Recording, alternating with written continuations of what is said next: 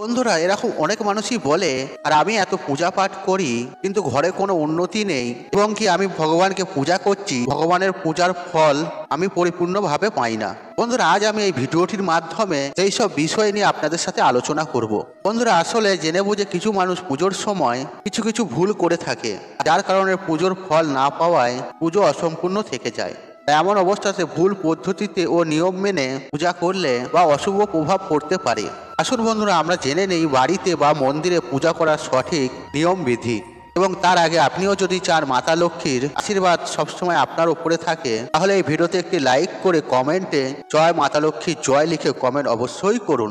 এতে মাতা লক্ষ্মীর আশীর্বাদ সদা সর্বদাই আপনার উপরে থাকবে এবং আপনার পরিবারের উপরে থাকবে। 1 নম্বর হলো, কোনো দেবী বা দেবতার পূজা করার আগে স্নান পর্ব সেরে নেওয়া উচিত। স্নান পর্ব সেরে শান্ত মনে বসে ভগবানের সামনে আসনে বসুন। আর দাঁড়িয়ে কখনো পূজা করা উচিত নয়, এবং কি খালি মেঝেতে বসেও পূজা করা উচিত নয়। আর কেউ কেউ পূজা করার সময় মাটিতে বসেই পড়ে, যা কখনোই করা উচিত নয়। এটি ভুল পদ্ধতি। আপনি ভগবানকে যেভাবে বসার জন্য আসন দিয়েছেন, ঠিক সেইভাবে আপনি আসনের মধ্যে বসুন। শাস্ত্র মতে পাট বা কুশের আসনকে সব থেকে শুভ বলে মনে করা হয়। আর 2 নম্বর হলো, আর মনে রাখবেন পূজার স্থান যেন ঘরের মেঝে থেকে একটু উঁচুতে হয়। কারণ বন্ধুরা, ঈশ্বর অতুলনীয় এবং মহান, তাকে আপনার সমকক্ষে রেখে পূজা করা উচিত নয়। আর পূজার জন্য একটি চৌকি বা মেঝে থেকে উঁচু স্থানে ঈশ্বরকে স্থাপন করুন। এছাড়াও পূজা ঘরে দেবদেবীর মূর্তি কখনোই দেয়াল ঘেঁষে রাখা উচিত নয়। আর পূজা করার সময় কেবল আপনার মুখ উত্তর বা পূর্ব দিকে হওয়া উচিত। বাড়িতে বা মন্দিরে পুজো শেষ করার পর নিজের ভুলের জন্য ঈশ্বরের কাছে ক্ষমা চেয়ে নেওয়া উচিত। এর মাধ্যমে ঈশ্বর আপনার উপর অত্যন্ত সন্তুষ্ট হবে এবং অজান্তে করা ভুলগুলি তিনি ক্ষমা করে দেন এবং আশীর্বাদ প্রদান করেন। আর 3 নম্বর হলো, আর পূজার ঘর বাড়ির উত্তর পূর্ব কোণে হওয়া উচিত। এটি অত্যন্ত শুভ বলে মনে করা হয়। আর পূজা ঘরে কোনো দেবী বা দেবতার মূর্তি একাধিক বা ছবি রাখা উচিত নয়। আর বাড়ির মন্দিরে যে কোনো ঈশ্বরের মূর্তি 9 ইঞ্চি বা 22 সেন্টিমিটার থেকে ছোট হওয়া উচিত। এর চেয়ে বড় মূর্তি বাড়িতে রাখা শুভ বলে মনে করা হয় না। আর বড় মূর্তি সবসময় মন্দিরে রাখতে হয়। আপনার শোবার ঘরে কখনোই পূজার ঘর স্থাপন করবেন না। আর কোনো উপায় না থাকলে তাহলে পূজা ঘর রাত্রিবেলা পর্দা দিয়ে আপনি ঢেকে রাখুন। আর পূজা ঘরে ব্যবহৃত সমস্ত জিনিস, যেমন ধরুন শঙ্খ, ঘণ্টা, প্রদীপ, প্রসাদের পাত্র, প্রদীপ, শিবলিঙ্গ এবং ভগবান বিষ্ণুর শালীগ্রাম পরিষ্কার কাপড়ের ওপরে রাখুন। আপনি যদি এটি না করেন, তাহলে আপনি প্রতিদিন পূজা করার পরেও আসল ফল নাও পেতে পারেন আপনি। আর 4 নম্বর হলো, প্রায় মানুষ পূজা করার সময় শুধু ধূপ জ্বালায়। এটা কিন্তু ভুল। যে কোনো দেবী দেবতার পূজা করার আগে আর প্রদীপ জ্বালানো সব থেকে উচিত। আর এটি বাধ্যতামূলক বলে মনে করা হয়। আর এটা বিশ্বাস করা হয় যে প্রদীপ ঈশ্বরের প্রতি আমাদের ভক্তি, আমাদের দেয়া প্রসাদ এবং অন্যান্য কাজের সাক্ষী। আর পূজার আগে প্রদীপ না জ্বালালে আপনার প্রার্থনা কখনোই ঈশ্বরের কাছে পৌঁছায় না। তাই পূজার আগে সর্বদা প্রদীপ প্রচলিত করবেন। আর 5 নম্বর হলো, আপনার মন্দির বা পূজা ঘরে কখনোই নগ্ন মূর্তি রাখবেন না। আর দেবী দেবতাদের পোশাক পরিয়ে রাখবেন। আজকাল বাজারে দেবদেবীর পোশাক কিনতে পাওয়া যায়। আর আপনি চাইলে বাজার দোকান থেকেও কিনে নিয়ে আসতে পারেন। আর সর্বদা দেবী দেবতার পছন্দ অনুসারে মাথায় রেখে পোশাক পরিধান করানো উচিত। 6 নম্বর হলো, সূর্য, গণেশ, দুর্গা, শিব ও ভগবান বিষ্ণুকে পঞ্চদেব বলা হয়। আর তাদের সকল কাজে বাধ্যতামূলক পূজা করা হয়। আর প্রতিদিন পূজা করার সময় এই 5 দেবতার ধ্যান অবশ্যই করুন।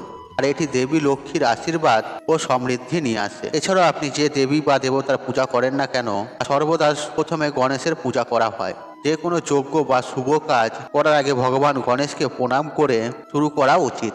আর কথিত আছে যে ভগবান গণেশকে না প্রণাম করে পূজার কোনো ফল পাওয়া যায় না। 7 নম্বর, মাথা না ঢেকে কখনোই পূজা করা উচিত নয়। আর এমনটা বিশ্বাস করা হয় যে আর মাথা না ঢেকে পূজা করলে তার পূর্ণ ফল পাওয়া যায় না। আর পূজার সময় মাথা ঢেকে রাখা ঈশ্বরের প্রতি শ্রদ্ধা প্রদর্শন করেন। তাই পুরুষ হোক বা মহিলা, আর পূজার সময় অবশ্যই মাথা ঢেকে পূজা করুন। আর কখনোই এক হাতে ভগবানকে প্রণাম করা উচিত নয়। সর্বদা উভয় হাত জড়ো করে প্রণাম করা উচিত। আর 9 নম্বর, আপনি যখনই কোনো মন্দিরে পূজা দিতে যান, মন্দিরের প্রসাদ অবশ্যই পাবেন। আর মনে রাখবেন, সেই প্রসাদ সর্বদাই মন্দিরেই খেতে হবে। মন্দিরের প্রসাদের থেকে কিছুটা অংশ খেয়ে বাকিটা আপনি ঘরে নিয়ে আসতে পারেন। আর এটা ঈশ্বরের প্রতীক বা আপনার ভক্তির প্রতীক।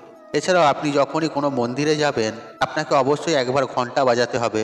আর এটি বিশ্বাস করা হয় যে আর ঘন্টা বাজানোর মাধ্যমে আপনার বার্তা সরাসরি ঈশ্বরের কাছে পৌঁছে যায়। এবং কি বাড়িতে পূজা করার সময়তেও শঙ্খ, ঘন্টা বাজানো অতি গুরুত্ব বলে মানা হয়েছে। আর এতে ঘরের মধ্যে পজিটিভ এনার্জির আগমন ঘটে।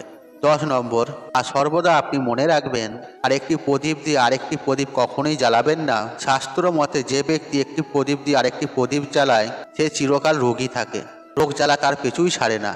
আর শাস্ত্রে বলা হয়েছে আর স্নান করার পর ভগবানকে অর্পণ করার জন্য ফুল তোলা উচিত। 11 নম্বর, বাড়িতে বা মন্দিরে পূজার সময়, ভগবানের আরতি করার সময় আর ভগবান বিষ্ণুর সামনে 12 বার, আর সূর্যদেবের সামনে 7 বার, আর দেবী দুর্গার সামনে 9 বার, আর ভগবান শিবের সামনে 11 বার এবং ভগবান গণেশের সামনে 4 বার সেই আরতি ঘোরানো উচিত।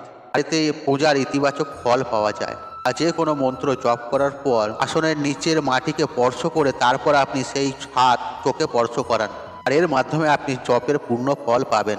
12 নম্বর, যদি আপনি একটি নির্দিষ্ট উদ্দেশ্যে কোনো পূজা অনুষ্ঠান করার সংকল্প নিয়েছেন তাহলে আপনার সংকল্প পূরণের বেশি সময় লাগাবেন না। আপনি যদি কোথাও কাউকে দান করার প্রতিশ্রুতি নিয়ে থাকেন তবে যত তাড়াতাড়ি সম্ভব তা সম্পূর্ণ করা উচিত। সংকল্প পূরণের বিলম্ব করা উচিত নয়।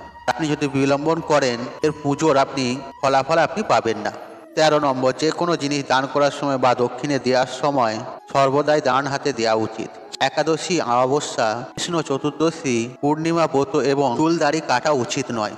14 নম্বর, পুজো বা অন্যান্য ধর্মীয় কাজের ব্যবহৃতের জন্য সমস্ত হিন্দু সনাতন বাড়িতে গঙ্গা জল অবশ্যই রাখা হয়। কিন্তু বন্ধুরা, আপনি কি জানেন প্লাস্টিকের বোতলে বা অ্যালুমিনিয়ামের বোতলে বা লোহার মতন অশুদ্ধ পাত্রে গঙ্গা জল রাখা উচিত নয়। আর তামার পাত্রে গঙ্গা জল রাখা সব থেকে গুরুত্বপূর্ণ বিষয়, এটি অত্যন্ত শুভ।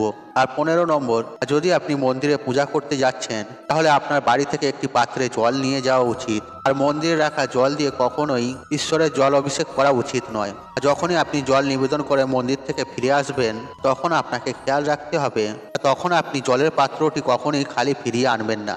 আর আপনি যদি সেই খালি পাত্রটি মন্দির থেকে জল ভরে আপনার বাড়িতে যদি নিয়ে আসেন এতে আপনি শুভ ফল পাবেন। ঈশ্বরের আশীর্বাদ আপনার উপরে থাকবে এবং আপনার মনস্কামনা পূর্ণ হবে। বন্ধুরা, আপনি যদি এই পূজা করার সময় এই নিয়মগুলি যদি মেনে চলেন তাহলে দেখবেন ঈশ্বরের আশীর্বাদ আপনি অবশ্যই পাবেন এবং আপনি পূজার ফলও অবশ্যই পাবেন। বন্ধুরা, আশা করছি এই ভিডিওটি আপনাদের ভালো লেগেছে, তাহলে ভিডিওতে একটি লাইক করুন, কমেন্ট করুন, শেয়ার করুন এবং বন্ধু বান্ধব আত্মীয়জনদের সাথে শেয়ার অবশ্যই করুন। মনে রাখবেন আপনার একটি শেয়ার অনেক মানুষকে উপকৃত করে তুলতে। আর আপনি যদি আমার চ্যানেল নতুন হয়ে থাকেন তাহলে চ্যানেলটি সাবস্ক্রাইব করুন, পাশে থাকুন অন রাখুন, কারণ নিত্য নতুন ভিডিও সবার আগে দেখার জন্য। ঈশ্বর আপনার মঙ্গল করুক, আপনি সুস্থ থাকুন, নিরোগ থাকুন, আপনার দিন মঙ্গলময় হোক। হরে কৃষ্ণ কৃষ্ণ কৃষ্ণ হরে হরে।